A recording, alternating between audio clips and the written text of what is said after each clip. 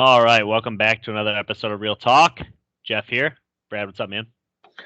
Nothing much, man. Just getting ready to record another pod here on another wonderful Tuesday after another absolutely crazy week in football, just like every week has been this year. I don't know if I'm watching closer or maybe it's just me, but it seems to be the most unpredictable and wild season of NFL football I've ever been a part of. Yeah, no, I 100% agree. I feel like we've spoken about this many times, so I'm not trying to like give us too much credit here, but we've often said that the NFL is at its peak as far as competitiveness.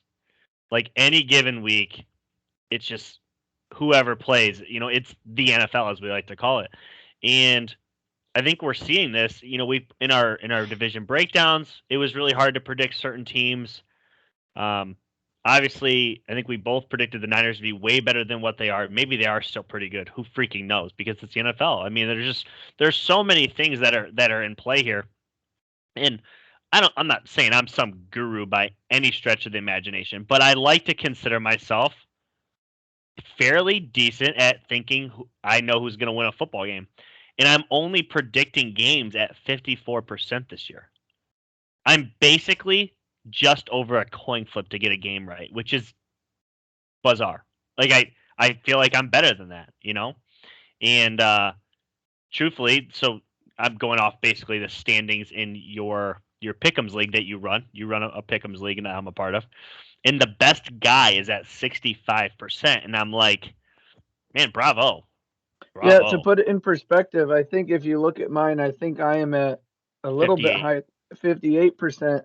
When I finished last year through the playoffs and Super Bowl, I took fourth in the league, but I was at 77% correct. And That's it's like fantastic. I've dropped 20% in 1 year. And it's Yeah. like you said, I feel like I'm better than that, but there's just been so many weird upsets and there's so many good teams. Like it has, it's leveled off, but like there's just so many good teams that it's like there is no leader of the pack. There's just a lot of good teams, and it's fun to watch from a neutral perspective. So many good games on everywhere coming down to final kicks, and then you got games 30, 40 point victories, so it's all over the place. Yeah, it's a weird league, and that's just the easiest way to describe it. And I don't know if you've got a chance to look at this upcoming week's games, but holy hell, we're in for another wild ride. I mean, week 11's taking no prisoners. There's only a few what I would consider gimme games, and nowadays there's Those no don't such work. thing as a Yeah. freaking gimme game. Um, Boy, there's a lot to go over today. I feel like we have a fun pod planned. Let's start off today for the YouTube viewers. I'm rocking my Patriots Cam Newton jersey. A, because I haven't been able to wear it. Obviously, Cam Newton is an ongoing Patriot.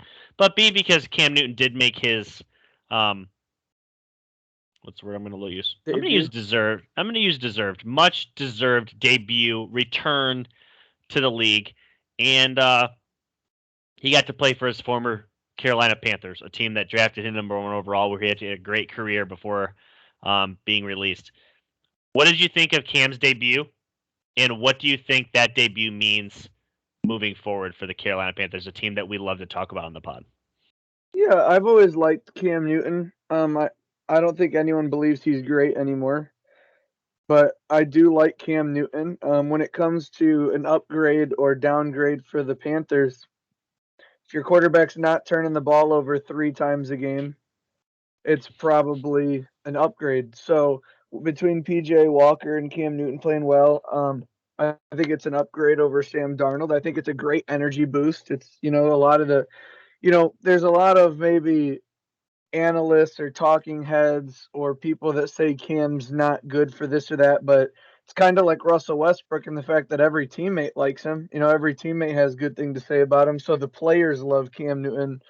Obviously, he scored 2 touchdowns, which is fantastic. I don't know if they're going to make him the full-time starter, and if they do, we'll see if he can not turn the ball over. But long term, this Panthers defense is really, really good, really, really young, and I'm not gonna lie, it made me want to watch the Panthers more. He's definitely more exciting than he makes some must-watch TV. And when you look at that fight for the 6 and 7 spot in the wild card, Panthers are leading that race right now. I mean, they're up there.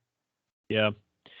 So I'm going to say a couple things. Obviously, I never really considered myself like a Cam Newton fan. I was never a hater. But when Tom Brady leaves town and Cam Newton becomes an option, I said that I wanted Cam. And then when he signed with New England, I'm like, okay, let's go. Like, let's go. We're there, right? Well, then it's that sad reality of what Tom Brady struggled to do in 2019 is drag a very terrible offensive unit to wins in the National Football League. And Tom Brady struggled to do it, and Cam Newton couldn't do it. And I think a lot of Patriot fans, not myself included, actually, blamed Cam when the actuality, it was a terrible offensive unit. There was no wide receivers, no tight end. There was 0 tight ends on the roster that could catch a pass, and we were bottom in the league in catches, receiving yards, and touchdowns for a tight end. And that's an important position in today's NFL. So Mac Jones obviously comes in. A lot of people are like, "Oh, look what Mac's doing." Yeah, well, New England went and spent in the offseason. They got 2 solid receivers, not great, but solid receivers, and they went and got 2 good tight ends. And it changes things. So I'm really rooting for Cam Newton to resurrect his career back with the Carolina Panthers. And the fact that it's Carolina, I love that for him. I'm excited for him. It's I think we could argue it's the best possible fit. I mean, he's already been there. Half this team was there when he was there. Not half, but a lot of this team was there. And I don't know. I love the fit for him. So as far as what it means for the Panthers, first off, let's look at Christian McCaffrey. He looked fantastic this past week. And if Christian McCaffrey is great, that obviously is going to be great for Cam. Robbie Anderson has best game of the season with Cam playing quarterback, which, whatever. Slash PJ Walker. Let's give PJ his credit too. Let's give PJ his credit. But he had his best game of the season. I think this team has a ton of defensive potential, and the offensive potential has been hampered by what you said, turnovers. And if Cam doesn't turn the ball over, which it sounds like he's going to get all the first team reps and be the starter moving forward as long as he knows the playbook. Let's get into where they are in the NFC, which is extremely competitive at the bottom half of this bracket. And I'll just read it off to you. So obviously, Packers, Cardinals, Cowboys, Bucks, Rams, at this point are probably locks to get in. They're all the division leader. Well, the Rams aren't leading their division, but they're dominating, and they're 2 games ahead for that 5th seed. So the 6th and 7th are what we're talking about here. The Saints and the Panthers, both in the same division as the Bucks, but are the 6th and 7th seeds. And then we start talking about these next teams. The Vikings. They're right in the same boat as the Panthers, right? The Niners. Same boat as the Panthers. The Falcons.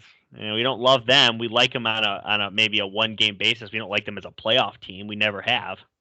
The Eagles. You know what I mean? So at this point, the Panthers are just as good as all those teams that I just wrote off. Would you agree?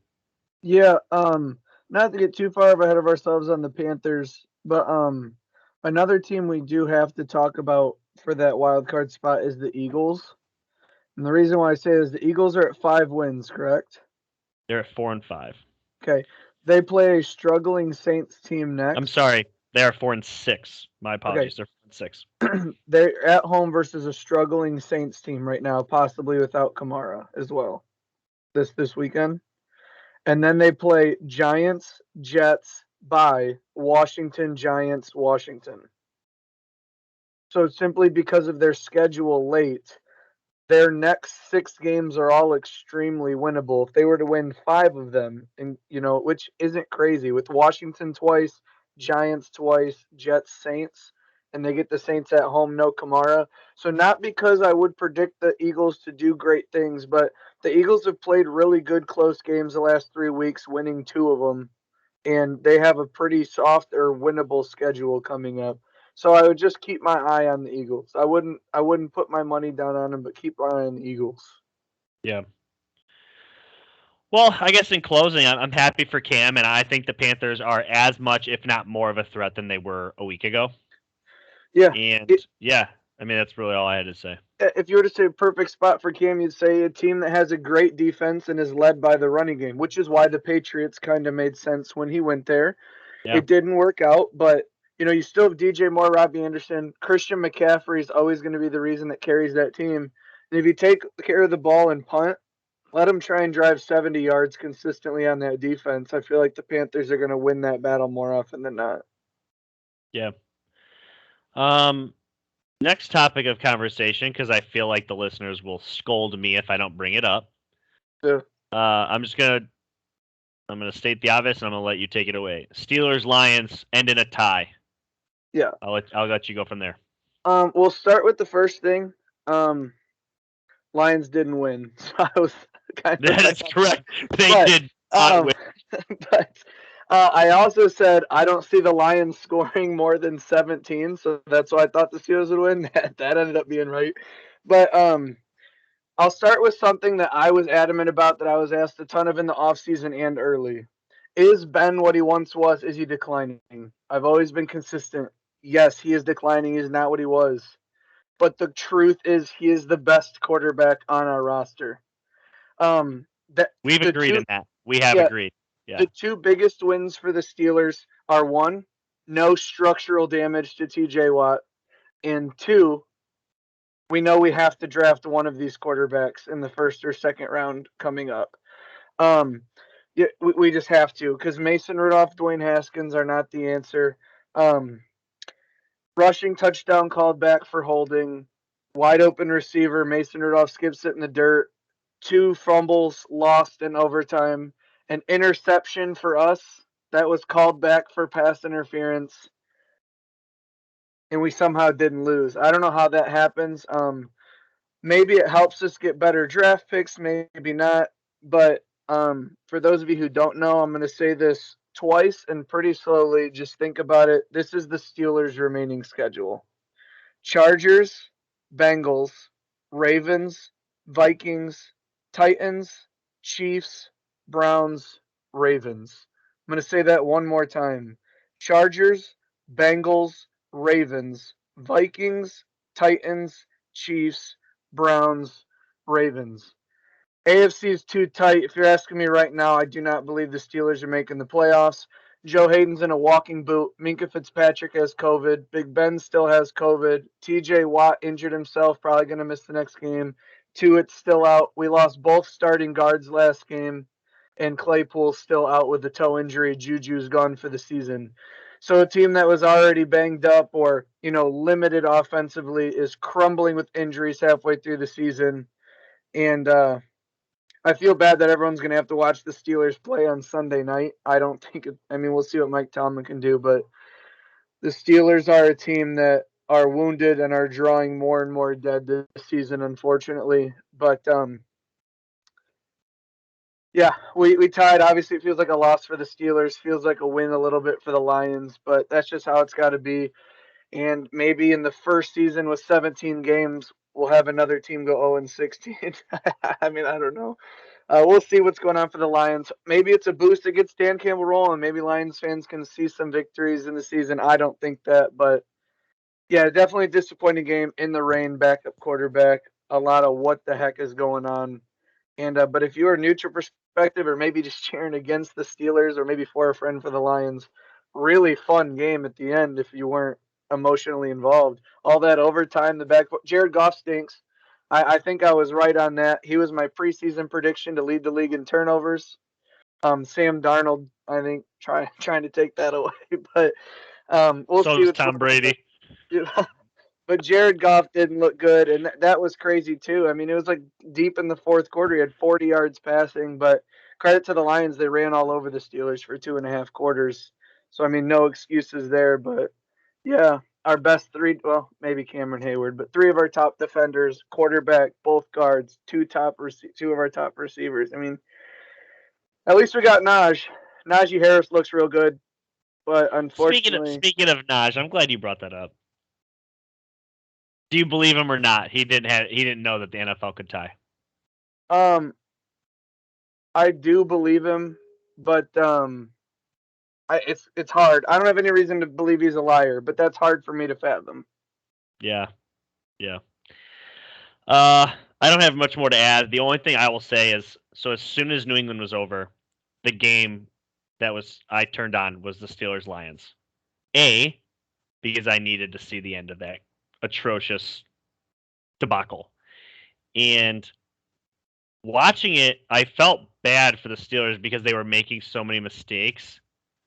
And it's like you hate to see a team lose making mistakes. And I'm watching the Lions, and I thought to myself, it didn't feel like they were making mistakes. It felt like they were a terrible football team. And if you're listening to this and you're a Lions fan, you're like, Jeff, you're being hard. No.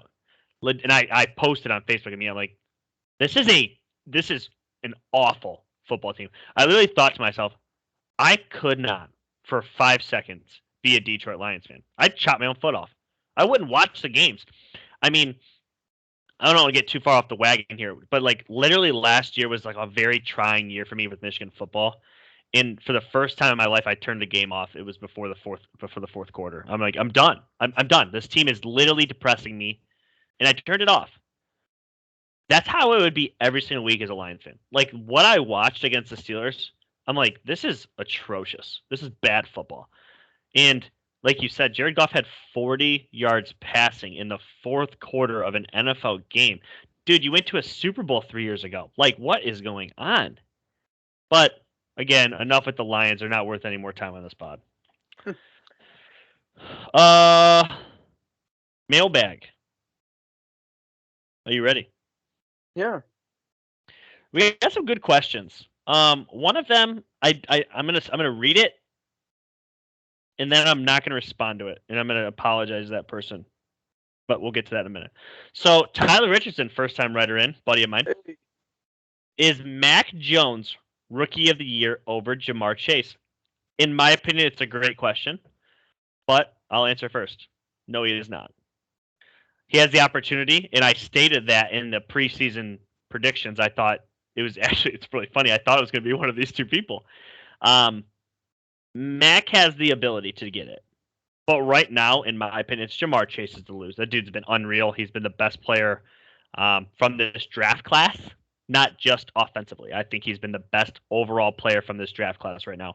But Mac has been really good, far exceeding his peers as far as quarterback play right now.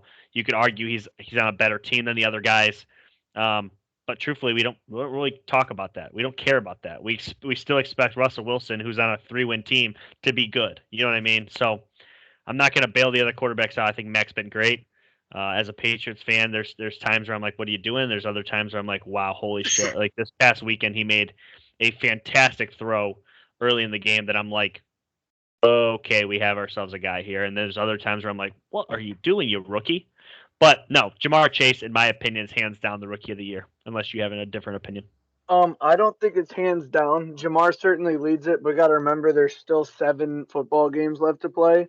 And although Jamar had that 5-game stretch, the Bengals have been poor the last 2 weeks, his stat line included. As to where Mac Jones, each game, he seems to be getting better and better. I don't believe both of these teams will, but if the Patriots get into the playoffs and the Bengals don't, Mac Jones being the last of 5 rookie quarterbacks, it is a media award sometimes, but he's got the play to back it up too. The last of 5 quarterbacks drafted, clearly having the best season out of the 5 quarterbacks drafted, and leading the Patriots, who were bad last year, drawing dead going into the season by a lot of people, and then bring them to the playoffs. And it's possible if the Patriots win the AFC East, Mac Jones is winning the MVP, or not the MVP, but the Rookie of the Year award. If they were to pass the Bills, win the AFC East, and host a playoff game in Foxborough, it's a lock for Mac Jones. Still a lot of football left to be played, but Jamar Chase got to keep those numbers going because Mac Jones, he's going to keep getting his numbers if he doesn't turn the ball over and keep stacking up these wins. I mean, even if his numbers aren't out of this world, W's talk for the quarterback position, and a lot of times the Rookie of the Year is a quarterback. Backdoor pick Najee Harris just because they're going to have to feed him a lot, especially with the quarterback issues, injuries, and whatnot. And I believe he's the 6th leading rusher in the NFL right now as a rookie. So he's a backdoor candidate, but I do believe it's Jamar Chase and Mac Jones leading the way. But Mac Jones certainly has a chance. Jamie coming in with a great question here. Two divisions have 4 teams at or over 500. The AFC West and the AFC North. Which is better? I think the only way to, because unless you have a definitive answer, I don't. I really thought about this. This is tough. I feel like it's best if we just kind of break it down. Who's the best team from the AFC West, in your opinion? Chiefs. Agreed. Who's the best team in the North, in your opinion? I'd say the Ravens right now, but it gotta be the Ravens. It's not a runaway, but I also agree it's the Ravens. Okay, we're agreeing so far. Going back to the West, who's your number 2? It's close, but I think I would give it to the Raiders right now. Okay, we disagree. But you go Chargers? Yeah, I would. Yeah. Okay. But it's close, like you said. It's right there. So I get where you. Okay, going back to the North, where are you at? I mean, I would still like the Steelers at full health, but currently it'd probably be the Bengals. Agreed. Okay. Going back to the West, you're having the Chargers. I'd take the Raiders there. And then it would be Steelers. And then you'd have Steelers. I also have the Steelers over the Browns. But again, that's full health. It's getting close. It's still a good team too. Yeah, and then backing over to the West, you got the Broncos at 4. And in my opinion, today, I think the Broncos are better than the Browns. I know the Browns just beat them. I don't have much to argue, but I don't have much to argue. Here's what I would say. I would say, personally, I think team by team, I think the AFC North is better.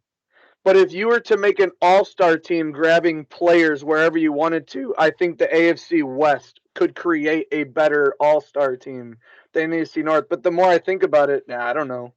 Maybe not. I mean, I don't know. It's a tough question. I think both divisions are. Put it this way: even with the struggles of any team or whatnot, all these teams at full health, there's nobody in the league that sees any of those 8 teams on the schedule and is like, I'm glad they're on there. But again, what we alluded to before the podcast even truly kicked off, nobody wants to see any team on their schedule.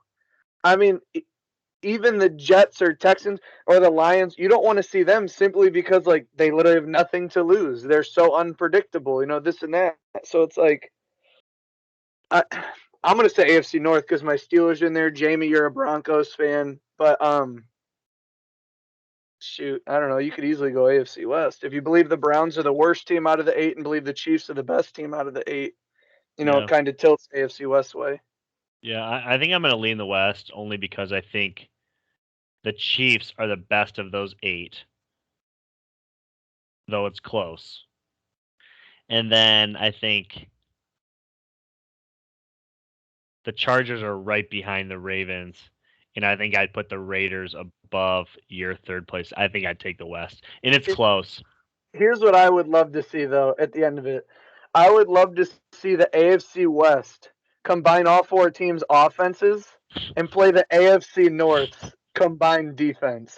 I would love to see that. I almost want to get their rosters up and make. I'm thinking off the top of my head, Jesse Bates, Minkah Fitzpatrick. You've got Denzel Ward, Joe Hayden. I mean, the pass rushers, Myles Garrett and TJ Watt coming off the edge.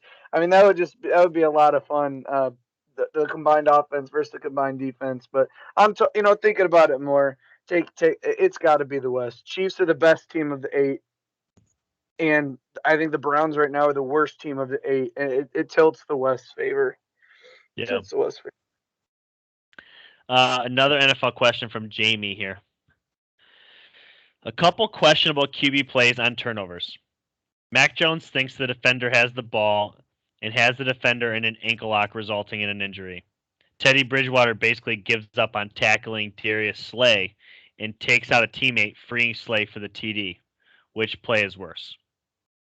So I'm gonna start here. I've thought a lot about this Mac Jones play, a ton about it, and I don't know where to go because I want to believe him.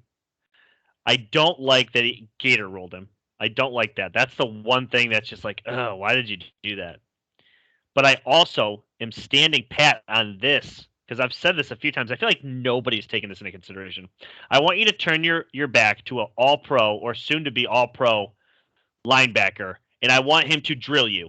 And then immediately, what are you going to do? Seriously, I want you to think about that for a half second. I want someone just pops you, and then you're like, oh shit, what to do next? It's not to be taken into consideration. It's a weird turn of events. Could he have done something dirty? Absolutely. Could he have truly thought he had the ball? Yes. Teddy Bridgewater made the right play, getting out of the way, making a business decision, as you will. Every time Tom Brady ever threw a pick, I thought to myself, don't even attempt to look at that dude. Let it go. Let it go. Live to see another down. We have aspirations that are in freaking February. I could care less about a pick that. Now, we're talking postseason. Okay, maybe we're talking something different here. But I'm sorry, dude. It's mid-November. I have no problem with Teddy Bridgewater making a business decision and getting the hell out of the way. Live to see another down, especially Teddy, who almost had a career-ending injury. With that, I'll give it to you. Yeah. So I'll start with Teddy. For two reasons, I agree with what he did. One, Jeff's case. If you're the franchise guy, we got bigger issues than you dive in to try and make a tackle in a game that's pretty much lost already. Secondly, if you're not the franchise guy, like why risk injury on one tackle when they would throw me to the curb for Drew Lock in a second? Like that doesn't make sense either. Like I can't. Teddy's in a lose-lose situation there, and like so I've seen both sides like in bigger moments. Cam Newton in the Super Bowl, they fumble and Cam Newton didn't dive on the ball. It's the Super Bowl. What are you doing? AFC Championship game. Jerome Bettis fumbles. Big Ben contorts his body and makes one of the greatest QB tackles of all time. Like you have to in those situations, but week 10 already down 10 to the Eagles. Fumble on a goal line run. I mean, I can't kill him. Mac Jones, again, I understand trying to make the tackle. I'm here for it, but it looked like he already had his foot. Like you were already stopping what was going on. The gator roll is way too much extra. So what's worse, the Mac Jones play? But that was 2-3 weeks ago at this point. I'm past it. But if I have to answer the question, the Mac Jones foot was worse, and I voiced my opinion that I thought it was a dirty play, but it wasn't fined. A lot of former NFL players say it is what it is. Everyone's going to have their own opinion, but I didn't like the Mac Jones twist. Moving on here. I want to start this. Kyle Miller, you write in every week. We love you. Your support is huge. We appreciate you. I'm going to read your question, and then I'm going to make my slight comment. So, my coworkers that have been in pick'em leagues are complaining that Vegas is rigging it in their favor to not lose money. Examples: Buffalo's versus the Jags, Ravens versus Miami. I can only imagine last night's games, Rams versus San Fran. Do you believe they're onto something here with the weird losses, or is this the NFL just this competitive any given Sunday? I know Brad's going to back me on this. I'm going to let him have his word in a second. This is an awful question, Kyle. It's awful because, truthfully, I don't believe that this actually happens. I don't believe the NFL is scripted. I don't believe there's rigging going on. And truthfully, I want you to ask yourself right now, if you are a fan of the National Football League, would you continue to watch if you knew it was rigged? Why waste your Sunday? Why put yourself in a position to be upset over something you feel is controlled? For me, that's just a weird concept. I don't give this question any credibility, and that's not a shot at you, Kyle. I just don't believe that that's actually happening. And every time I see shit like that, I get upset. I'll turn it over to you. I agree with Jeff in a lot, but I do want to kind of articulate some of Jeff's thoughts because I know we're stride for stride here, but I want to articulate a little bit better or maybe differently for the way I feel it. Kyle, it is a question that I see asked, so I don't blame you asking it, and I know you want to get our opinions on it. So I appreciate the question, but I have been consistent with everyone who has brought that up to me that it is. I love debating. That's why we have this podcast. I love voicing my opinion. I like people hearing it and rebuttaling. But I simply do not have time to even entertain the idea. Like, when you start to really think about how the NFL would be rigged, the amount of sheer people you have to control to not say anything, to do the right thing, to drop a pass on this down, to do this or to do that, like, it's completely unrealistic. And I do not like to speak in absolutes, but there is a 0% chance that the NFL or any major televised sport is rigged, and anything that was even close to being rigged was brought to light immediately for cheating or this or that. And that's why we all love sports, is because it's one of the last few things that truly is unpredictable on television. There is no script, there is no like definitive story, and that's why everyone loves it. That's why it's bet so much. And the referees have been bad this season, but referees can't fully rig a game on their own. There's just way too much in this. There's no way. And I understand your fellow guys are complaining, but maybe they just need a little bit of an ego check. Jeff and I just talked. My pick'ems is down by 20% this year. I haven't once thought, "Wow, the NFL's rigging it so that I look more stupid." Like, it's just not. There's way too many moving pieces that would have to fall in line for the NFL to be rigged. So no, there's no way. But I appreciate the question, Kyle. And I know you're kind of asking this because you hear a bunch of people talk about it. I don't think you think it's rigged either. But that's our opinions. We are lockstep. There is no way. And I think it's foolish when people try and tell me that it is. It's not even something I argue. The only quote unquote sport, and I use that in quotations, that is rigged or quote unquote scripted is the WWE or pro wrestling in general, any pro wrestling company. And to realize they do that, you want to know why they do that? For your entertainment. Okay. And don't get me wrong, football is for your entertainment too, basketball is for your entertainment too.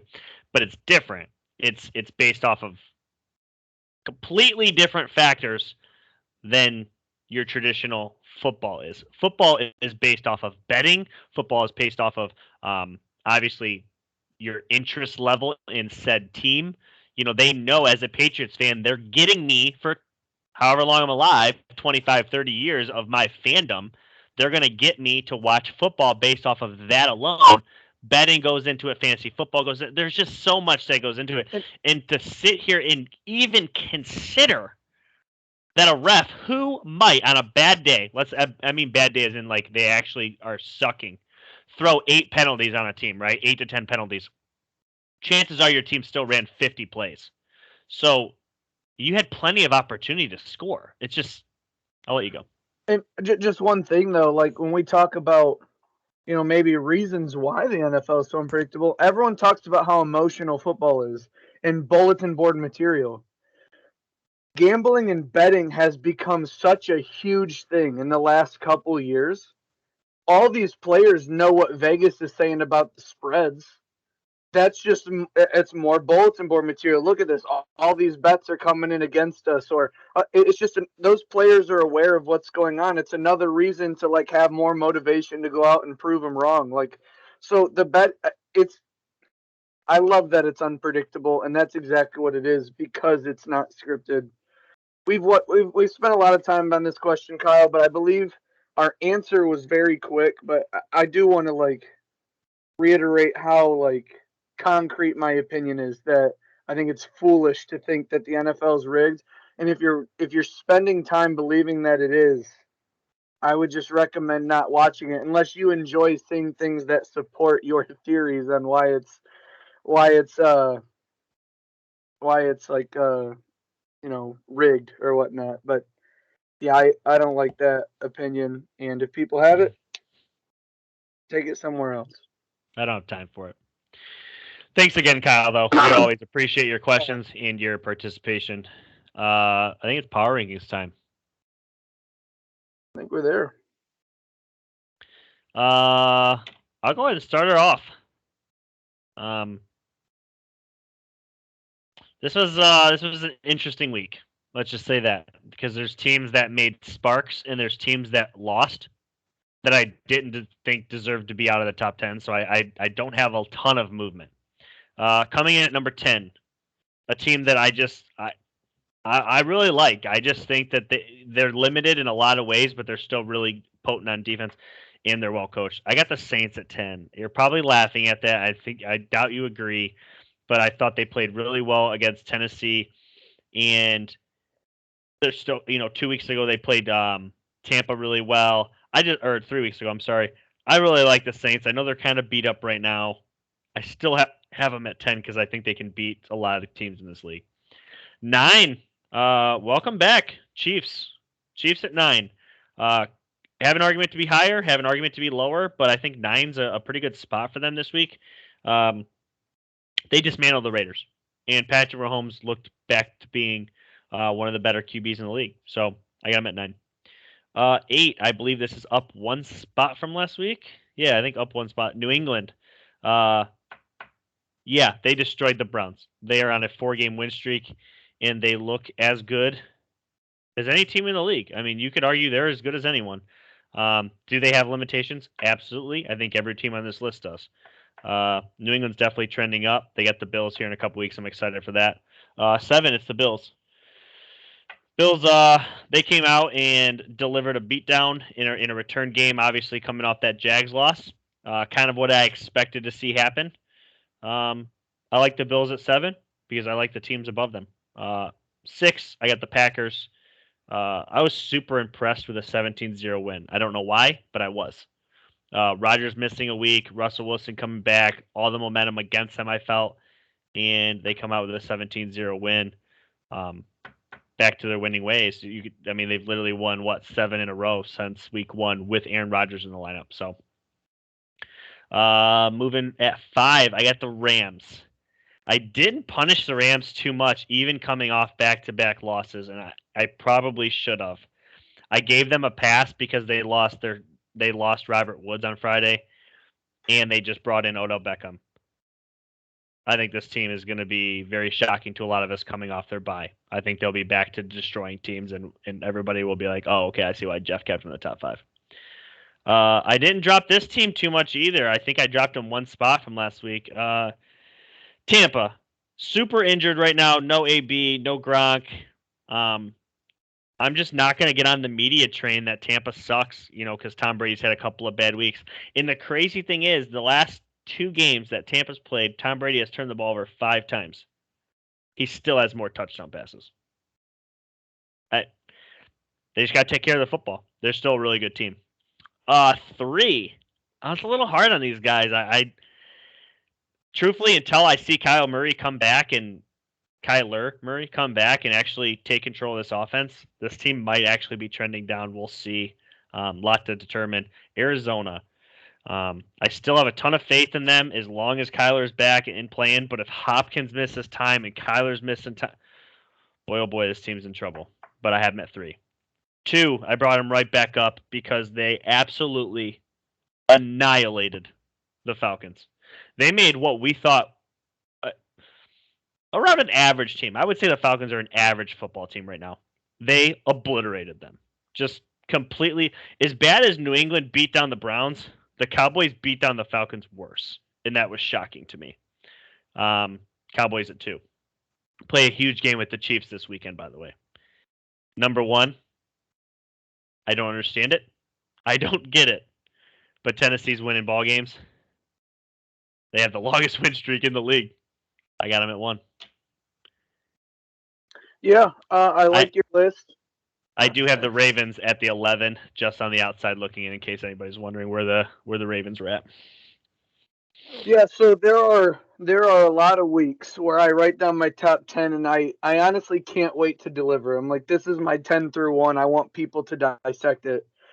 But there's usually 2 or 3 weeks where I'm like, man, I think this is my top 10. Like, I like, there's so much movement. I can't really find teams I truly love. So what I tried to do was take a step back and look at how teams have played in the couple recent weeks and who I like, where they would rank right now today. There's still plenty of time for these teams to move all over the place. But being honest, if I was a Steelers fan, like, this is the order of, like, I don't really want to see these teams, and these are the teams that are trending upwards. So number 10, The Rams. Matt Stafford's looked terrible the last 2 weeks. They've lost 2 weeks in a row. Matt Stafford back-to-back double interception games. Now they lose Bobby Trees. They bring in OBJ and Von Miller. It's got to take some time for them to get going. But the defense doesn't look as dominant as it was last year. And right now, Matt Stafford's on a little bit of a funk. Hopefully, this bye week turns it around for them. They could be back in the top 5 after the bye and get a win or two. This team's still 7-3, but the last 2 times I've seen them, it's been on prime time. Everyone's watching, and they've gotten destroyed. Granted, the Titans are great. 49ers aren't. Two different teams, and they beat them both. Again, I'm punishing teams a little bit harder. Number 9, I have Tampa. And the reason why I have Tampa is they lost to a really bad Washington team. Brady's got to clean up the turnovers, and this team is 1-3 without Antonio Brown and Gronk. So Tom Brady missing those few guys he really truly trusts. It looks like he's kind of just like hoping with Mike Evans and the back end of this secondary. They're getting Murphy Bunting back. They will get Richard Sherman back and one other guy, I forget who, but they're going to be getting 3 of their starting defensive backs back throughout the second half of the season. So they're going to improve, and of course they're going to be there in the end. But after week 10, they're going to be number 9. Number 8, I'm going to have the Bills. They did get back to winning ways. This team still has outgained, and they just look so dominant. But I did punish them. They looked kind of soft against Miami. They obviously we saw what happened against the Jaguars, and I know it was the Jets, but they really buried them. They really had they must have listened to the Good Morning Pod because I said they got to get back to their ways. Just throw it to Stephon Diggs. It starts and ends there. He went for like 160 and a touchdown. Team starts and ends there. You'd like to see a better running game, but back to winning ways, put him at 8. They did rush for 139 yards as a team. As a team. And they forced 5 turnovers on defense. And like I said, for the Jets, they haven't seen a defense quite as good as the Bills. And that Bills, regardless of what their record says, that defense has stayed true even in the losses. They've played well. I'm on to number 7. Worst record I've had this far. Maybe it's a little biased, but I have the Colts at number 7. The Colts have won 4 of their last 5 games. They have maybe the hottest player in the NFL in Jonathan Taylor. He's got all the yards. The defense is playing well. And against teams not named the Titans, they're 5-3 this year. We predicted at the beginning they had a rough first 5. New team, new quarterback, lots of changes. They've had the hiccups. Can't really overcome the Titans. But the boring Colts have won 4 of their last 5. And you know what they are. They got the big offensive line, running game, and if Carson Wentz takes care of this ball, this team's really hard to beat.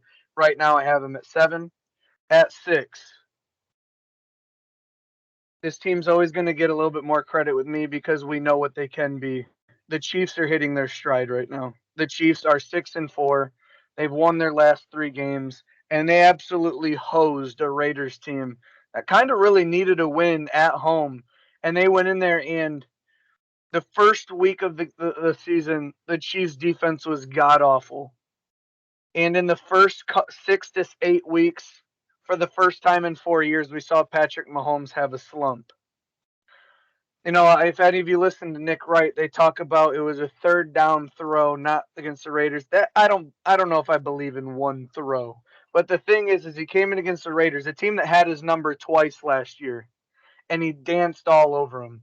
And I believe the confidence was building. And man, if you guys didn't see it, breaks the pocket and just whips one back left side.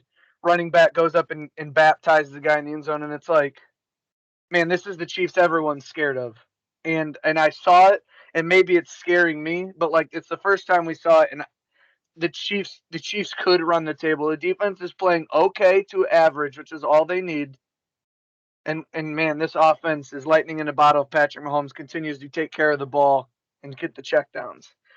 Number 5 is the Pittsburgh Steelers. No, I'm just kidding. It's the Patriots. It's the New England Patriots. They're on a huge win streak. Mac Jones is kind of a boring quarterback, but that's a lot of times what Tom Brady did to get this team where they need to go. Bill Belichick is arguably the greatest coach of all time, and especially on the defensive side of the ball. No one wants to take after what he does. He walks in and says, "Hey, what do you do best? You're not going to do it against us." And he makes beat him the way you don't want to. And he had to make Baker beat the Patriots, and everyone said the same thing. And if you've watched football for a period of time, you know when you watch the game. The Browns were out coached terribly, and Stefanski won the Coach of the Year. Patriots are winning games, and I had them at 10 last week. This is probably one of the bigger moves, but they didn't just beat the Browns, who I believe are still a good team. And what was everyone saying? They're better without OBJ. Here they come. Patriots haven't been good in Foxborough, and they buried them. This team has confidence. This team has a great defense. The running game's solid. Kendrick Bourne, double coverage, getting catches in the end zone. This team, everything's working. Hunter Henry's the team's healthy, they're coached well, and Mac Jones simply does not give you the ball. And when he does, few and far between. Sometimes their defense and offense look like they're racing to outscore each other. I mean, they're a really good team. I have them at number 5, and that's crazy to say. Patriots have come a long way. Big season for you guys. Number 4 is the Cardinals. This team still has a case for number 1. They've won a game and lost a game without Kyler, DeAndre Hopkins. I just don't want to punish them too much because the Panthers are good. We know the Panthers are good. They just turned the ball over too much. Got rid of Sam Darnold. Panthers are primed for this one. I kind of saw this one coming. It was on my prediction list. I'm not going to punish them too much after one loss, but you start to creep in with, is this going to be the Cardinals? Kyler Murray's getting hurt midway through every season. Like, can we stay healthy here? What's going to be the deal there? But they're at number 4. Number 3, Cowboys stumbled a little bit, but then they destroyed the Falcons. I don't think the Falcons are good, but to their credit, they've won like 2 or 3 of their last couple games. The Falcons were on a roll, and it was like for the first time since 2017. Say that again. For the first time since 2017, could the Falcons have an over 500 record? And the answer is no. The Cowboys slammed the door on it. Dan Quinn could not wait to coach his defense against this Falcons offense. He buried everything they tried to do, and it was one of the funnest blowouts I've seen in a long time. And Trayvon Diggs gets another pick. Why not? Little cherry on top for them. And the Cowboys have every route right for one of the top 2 spots, but the only thing I was disappointed in your list is how low the Packers were. They're at number 2. They lost the first week, and then they've been lights out since. The defense has come around massively. They're taking the ball away. They're stopping the run. And they've done it with they're getting Jair Alexander back. Zadarius Smith is still coming back. And they lost one game, and it was without Aaron Rodgers to the Chiefs. And it was still a close game. Defense almost beat the Chiefs, which was incredible. But, man, they give Seattle Seahawks Russell Wilson his first ever zero burger shutout in the NFL.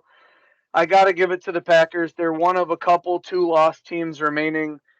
They've given the Cardinals their only loss, and I just think the Packers deserve the top 2 spot. And at number 1, you really can't not have the Titans. They're on like a 6-game win streak right now. They're 7-0 versus teams that made the playoffs last week. They were outgained the last 2 weeks, but they score points. And I do want to say one thing, because I've never been huge on the Titans. I've always kind of had a little bit of pushback on them.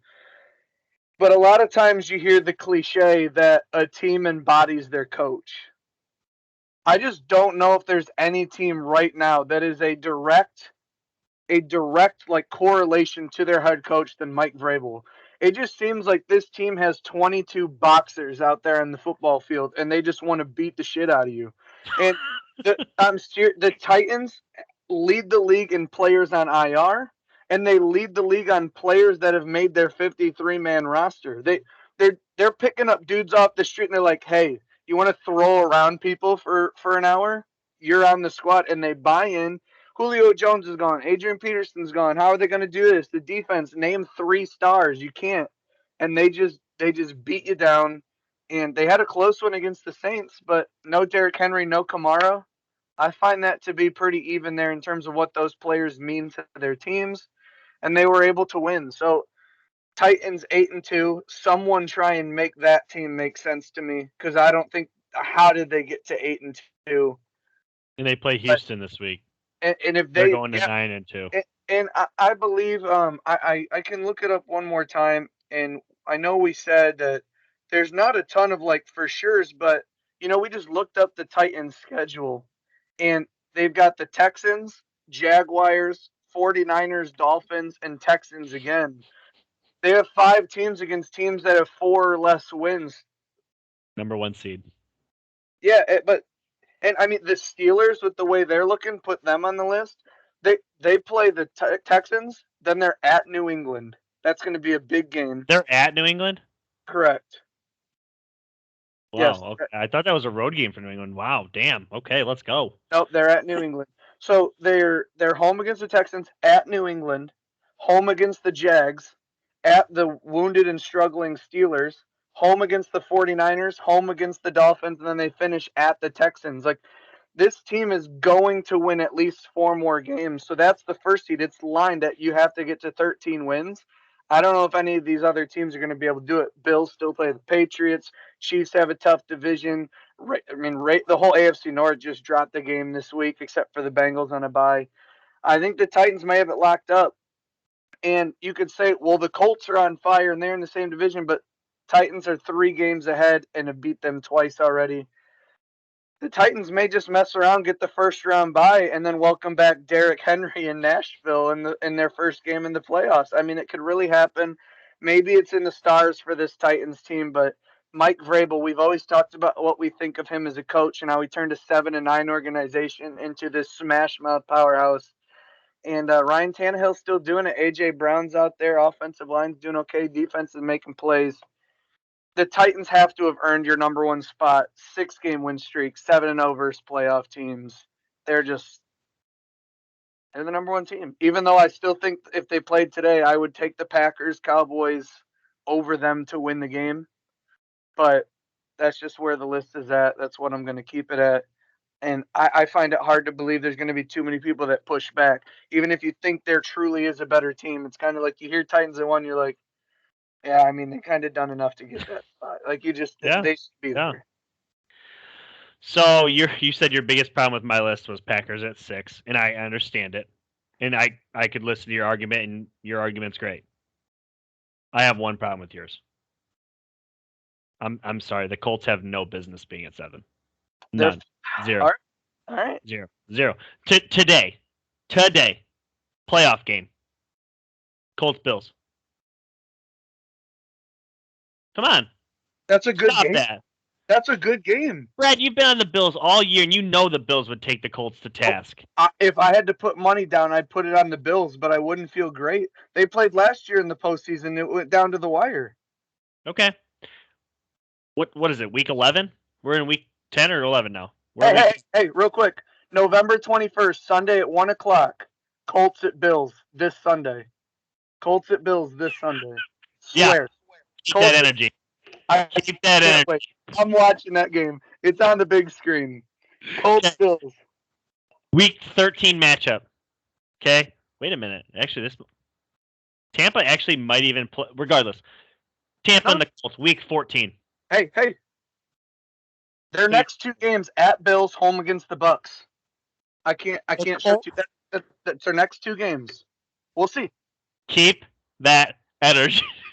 I'm sorry. No. Again, like I said, in terms of punishing teams and rewarding teams, it is week-to-week rankings. Colts are 4-1 in their last 5, and they're 5-3 against teams not named the Titans. New team.